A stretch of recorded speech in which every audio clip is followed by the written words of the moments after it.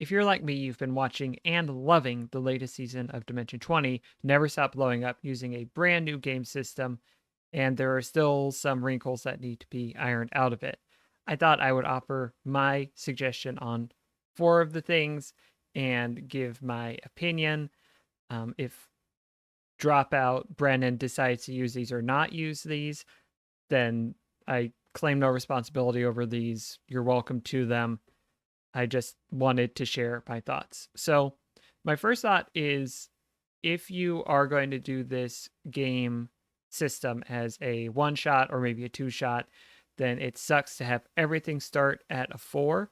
So, my thought was you give your players a 12. Oop, that's the wrong color.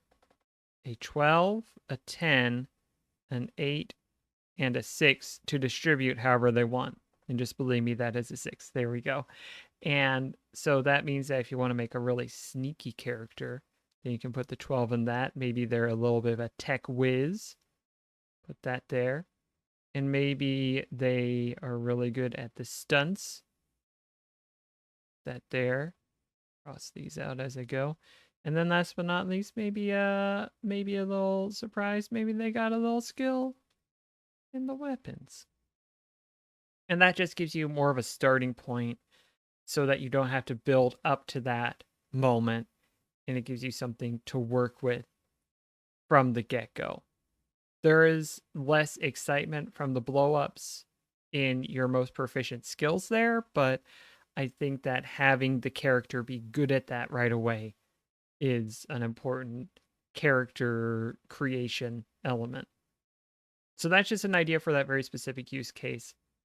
And in fact, I wouldn't use what I'm about to suggest in a one shot or a two shot, but I feel like the turbo token dice explosion is something that needs a little bit of tweaking. I love the fact that you can spend tokens and then just keep going, but I think it makes it real easy to get real good at a skill just out of nowhere. And so I would say that when you use your turbo tokens to make dice explosions, you can say either keep rolling or, oh, it just fit. Either keep rolling or take the permanent upgrade. So let's say you roll a d6 and you get a 5. If you spend a turbo token, then you can either take that 6 and stop, and that d6 is now a d8 permanently, or you can say, all right, I'm going to roll a d8, but my d6 in that skill is still a d6. If you then roll an 8 on that d8, that doesn't matter. That is now a d10 permanently, and you get to roll again. And so that just prevents turbo tokens from being too powerful while still giving them enough heft to be meaningful in those moments. So that's just my opinion. I think that would add a little bit more excitement when you naturally roll the 6 in that case, or the 8, instead of being like, well, I've got 5 turbo tokens. I can turn the 7 into a 12 and make it a d20. And that's a big investment, but it doesn't feel as powerful to me. You may disagree, but I thought I would share my thoughts on that. One thing that was mentioned in, I believe, the latest episode that was posted, episode 9.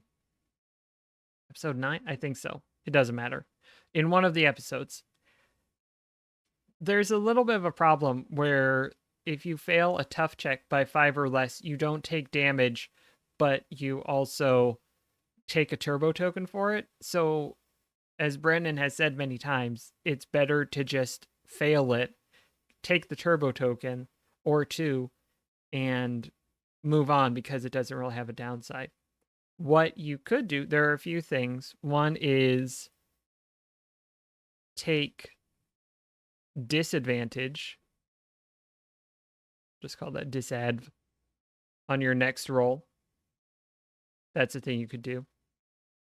You could say that that character is now vulnerable, and that if they get hit by a tough check again at all, then they are going to take an injury, regardless of it's by 5 or less or otherwise.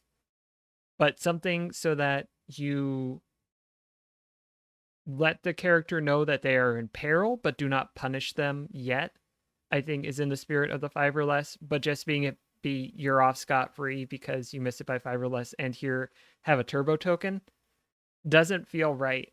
And so some sort of warning, a yellow light, I think is useful there. And then last but not least, wild cards.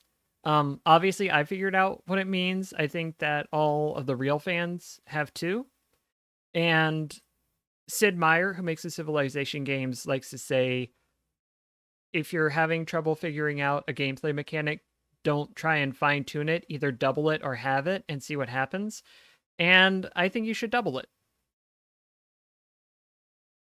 And yeah, I think if you double it, it'll fix everything.